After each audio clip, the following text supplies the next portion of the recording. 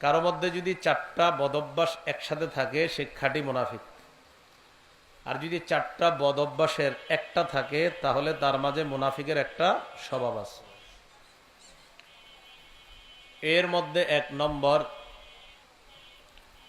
ইদা তুমি না খানা, আমানত রাখলে আমানতের খেয়ানত করে যে, এটা হলো 1 নাম্বার বদঅভ্যাস। 2 নাম্বার, ইজা হাদ্দাসা কাজাবা, কথা বললে মিথ্যা কথা বলে।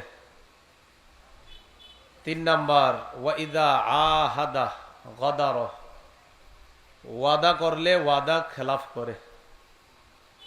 4 নাম্বার, ওয়া ইদা খাসামা ফাজার, দুইজন ঝগড়া লাগলে অশ্লীল কথা বলে। দুইজনের মাঝে কথা কাটাকাটি হইতে পারে, কিন্তু অশ্লীল কথা যে বলে তার মাঝে মুনাফিকের বৈশিষ্ট্য আছে। তাহলে এই 4টার মধ্যে একটা হলো মিথ্যা কথা বলা। এই মিথ্যা কথা বলে আপনাদের কাছ থেকে অনেকে আমার নাম ভাঙিয়ে টাকা চাইতে পারে বিভিন্ন মাধ্যমে।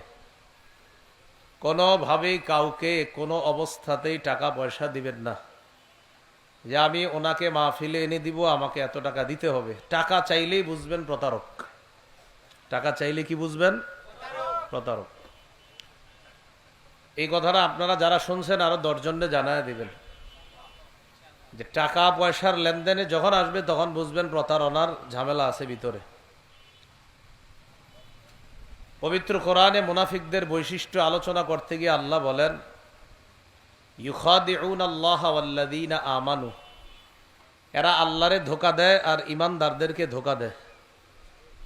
মুনাফিকরা আল্লাহরে ধোঁকা দেয় আর ইমানদারদেরকে ধোঁকা দেয়।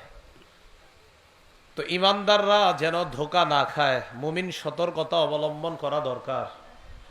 এজন্য আমি আপনাদেরকে সতর্ক করে দিলাম, আপনারা আরো 10 জনের বিষয়টা জানিয়ে দিবেন।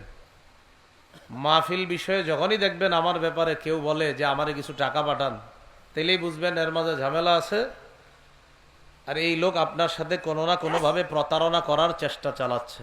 কথাটা কি মনে থাকবে সবার? হ্যাঁ, আল্লাহ আপনাদেরকে আমাকে সকলকে প্রতারণা থেকে বাঁচার তৌফিক দান করে।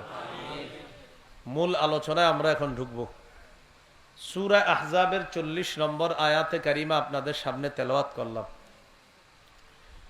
আয়াতের বিষয়বস্তু আকীদায়ে খতমে নবুয়ত, মুহাম্মদ সাল্লাল্লাহু আলাইহি সাল্লাম যে শেষ নবী, তারপরে আর কোনো নবী আসবে না, এই কথা আমরা সকলে বিশ্বাস করা।